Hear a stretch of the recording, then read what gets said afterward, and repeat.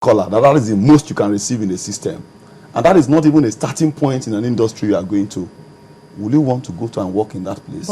And so, the other aspect about the university system is that we should have foreign scholars. As undergraduates, I had about 3-4 foreigners in our faculty, just in my department.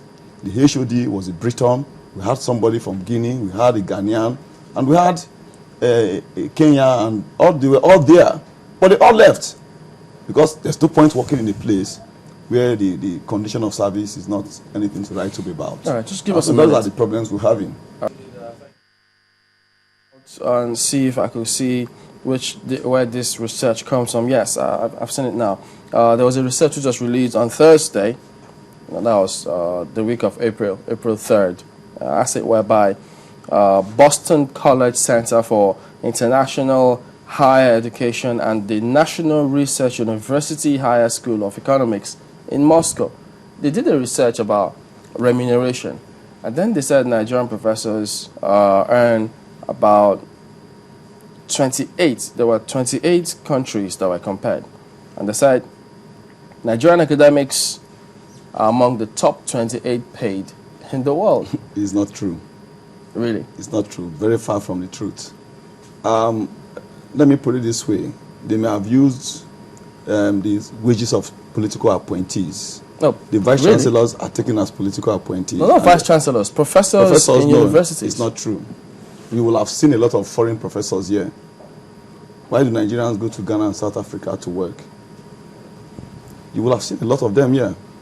That is, you will have seen a lot of Nigerians working even within the university system. The reason it's a little funny, but you know, if you're amongst the first 28, you said, it's a 28. Of course, they're like 27 others possibly ahead of us. who will be better than you. But Prof, we'll come to this, but let's quickly get this. Among the first 100, you will see a lot of people coming.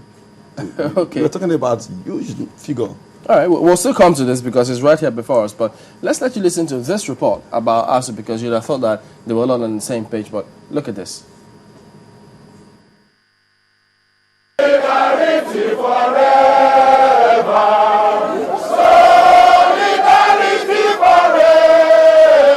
It looks like the unified front of the Academic Staff Union of Universities in Nigeria is not holding in the Nnamdi Azikiwe branch of the union. These are members of the pro-strike faction of ASUU being addressed by the chapter chairman. He's insisting that no examination will hold and every student should go home. The reason for this strike is that the federal government signed an agreement 4 years ago and has refused to keep that agreement. But the students don't want to go home. The Students' Union presidents voiced their desire. 99.9% of our students want to write the exams and go home.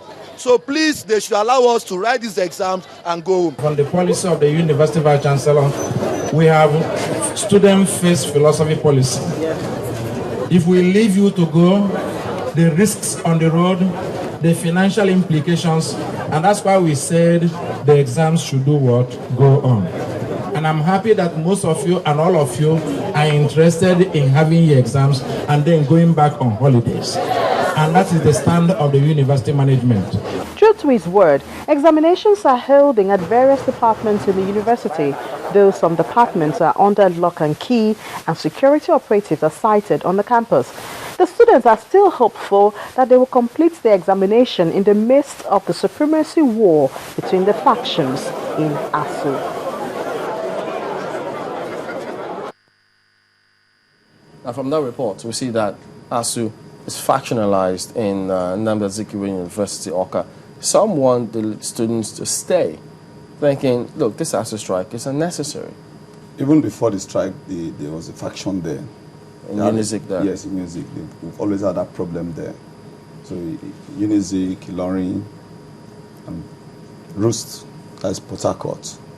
We've had this problem of that emerged out of election.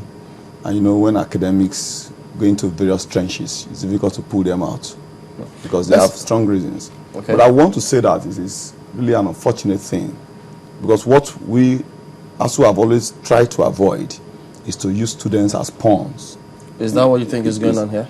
I'm beginning to see that play out, and it's not good for the students. Let's get across we really need to talk to our members to really see what we'll do to find a way around it. Madabuchi Dukor is on the line. He joins us from Awka. He's a professor of philosophy in Nnamdi Azikiwe University. Morning, thank you for joining us. Could you bring us up to speed?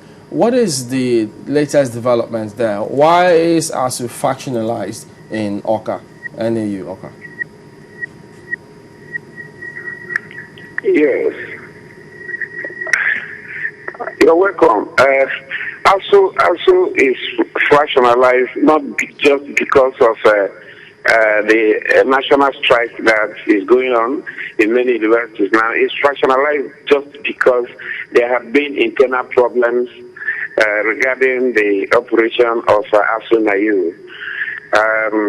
A number of questions came up, for which we, the members of ASUU Progressive, disagree with them, and that has to do with the management of issues on the university. It could be recalled that ASUU took the university senate to court, asking for the stoppage of the proceedings of the Senate until certain conditions that were not existing were met. And I want to report to you that that internal crisis is almost all over now, because the court